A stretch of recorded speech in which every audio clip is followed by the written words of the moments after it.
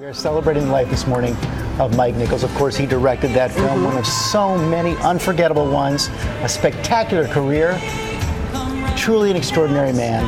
And he passed away suddenly last night from cardiac arrest. Of course, we are thinking of Diane this morning. We have been in contact with her. She is surrounded by her family, all of us at ABC. She knows that she is in our thoughts. But they were an incredible and beautiful love story. And man, the world loved Mike Nichols and the gifts he gave us. One of Mike Nichols' favorite quotes was, "The time to make up your mind about people is never." And as an Oscar-winning director, 9-time Tony winner, you see before you a happy man, Emmy winner, the body is the garden of the soul, and Grammy winner. It is a moral issue. And to me, that's always so much more interesting than a real issue. Yeah. He brought us smart movies about smart people, enrapturing generation after generation, changing the way we see ourselves and the world. You're one of our era's essential artists, Mike. You're one of our essential people. Just 7 years old when he fled Nazi Germany, he arrived in America speaking little English, but his enthusiasm for his new country never waned. It was as a medical student at the University of Chicago where he found his true calling, comedy. Meeting this woman, Elaine May, Nichols and May cemented their partnership as America's innovative comedy duo, moving to New York, becoming famous. I feel awful. Oh, honey, if I could believe that, I'd be the happiest mother in the world. In 1964, he directed his first Broadway show, Barefoot in the Park, winning his first Tony.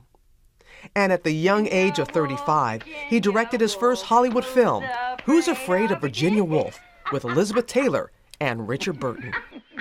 Soon after that, he became a household name with The Graduate, earning an Oscar for Best Director. Mrs. Robinson, you're trying to seduce me. And launching an unprecedented career, lasting 5 decades, from Carnal Knowledge to Working Girl, The Birdcage, and Closer. He is the most encouraging person that I have ever met. His inexhaustible, singular, cool, and treasured ability to make us laugh at ourselves and the world, not only on film, but also on the stage, winning Tonys for plays like Spamalot and The Odd Couple. Just 2 years ago, he brought home his 9th Tony for his revival of Death of a Salesman. But he says his life really didn't start until he was 54. That's when he met the woman who would change everything. Spirited, hilarious, beloved, father, grandfather, and husband. It has been said by many that sitting next to Mike Nichols at a dinner table was like winning the lottery. His genius, his laughter, his heart. And Diane and Mike enjoyed entertaining, and when you were in their home, and you often ended up on the floor, and you're looking up at Mike, his humor, his intellect, the stories, and I would watch Diane watching Mike, and she would always say to me, "That's my guy. That's my guy." Yeah. It is incredible love story, but picking up when you say, you feel smarter and funnier just being next to him. I mean, incredible man, and boy, what a career. What a career, and so generous, and would talk about anything with you. And I remember on GMA way back when, we all had to say, what's your favorite place to be? We were saying locations. She said, wearing one of Mike's warm shirts, sitting on his lap.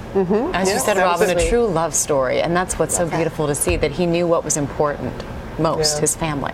Never stopped working either. Was working right now on Master Class with Meryl Streep. Yeah, that was going to be for HBO.